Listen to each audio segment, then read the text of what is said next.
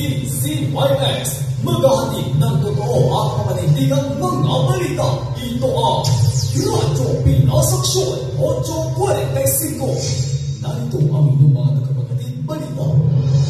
Sandigan ng tunay tapat na pagbabalita. Hatid ang pamanindigang katotohanan para sa masa. Ito ang Radyo Pinas Aksyon 845.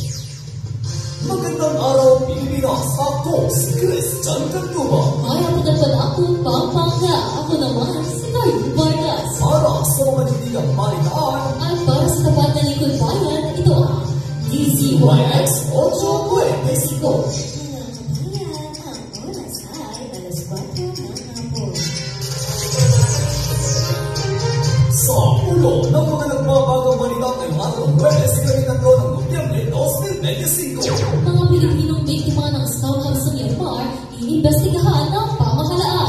Dalawang piloto ng helicopter na suwi matapos ang kabayanihan sa gitna ng bagyong Tino. Capital City of San Fernando, nagbigay ng comprehensive assistance para sa mga batang napinsala ng bagyong Uwan.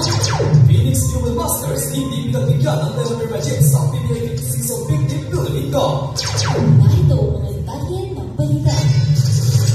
Matapos makabalik sa Pilipinas itong Miyerkules, ang 346 na Pilipinong biktima ng Scout House sa Myanmar magsasagawa ng investigasyon ang Philippine Law Enforcement kung sino-sino ang kasabwa sa recruitment ng mga mahigit 300 Pilipino.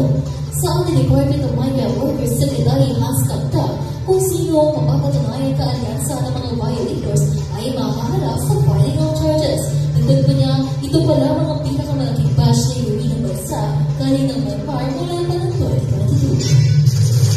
Para sa iba pang balita, habang tumutulong sa mga apektado ng bagyong Tino, buhay ng dalawang piloto na uwi sa trahedya. At para sa detalye, narito si Emily Reyes. Heli!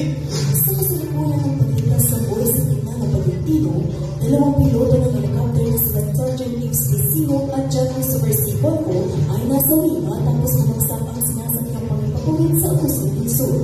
Ayon sa mga otoridad, ang dahilan ng trahedya ay technical flight failure habang lumilipad ng gabi sa may kabundukan. Samantala, binigyang puwi naman ng Philippine Air Force ang kabayanihan ng mga ito dahil sa kanilang sakripisyo. Eddie Reyes, umaarangkada para sa Radyo Pinas Aksyon. Magbabalik ng Radyo Pinas Aksyon matapos ang isang paaralan.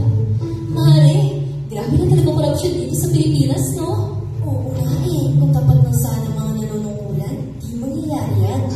Ay, Mare, ano yun? Ay, teka, parang alam ko yun ah.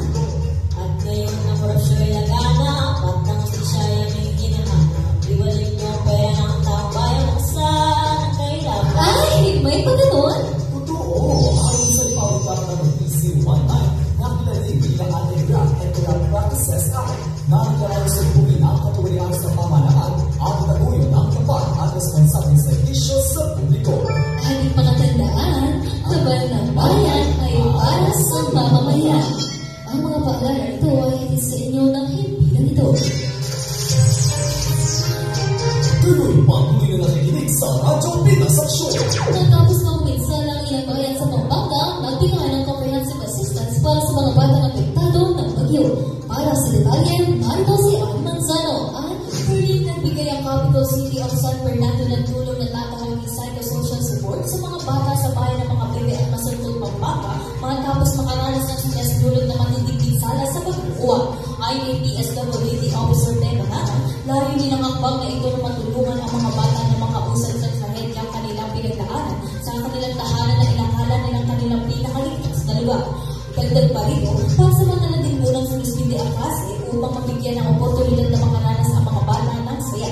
At Manzano para sa Radyo Pinas Aksyon. Para sa Sports Balita, pinuno na ng Phoenix Fuel Masters ang pagkalugbo sa kantara matapos kumain ng hindi mapigilang atake si Kyle Malungay upang sinutuloy ng magpaparada sa Teleper Magic sa score ng 7-6 sa season 15 ng PBA Philippine Cup sa Inland Center kahapon. Buminas si Malungay ng 9 puntos at 22 rebounds para yung lahat Fuel Masters at umusa ng Jeep sa tambangan. Dagdag pa rito, tumaas ang rating sa karahang may 2 panalo at 2 talo habang nangangalikuan ang perperma sa pinahuling kartada ng torneo. At yan ang mga balita liwanag.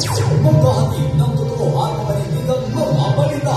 Muli ako si Christian Cantuba. At ako naman, si Carlo Vargas, na magsasabing sa tapat na pagbabalita, Aangan ang buhay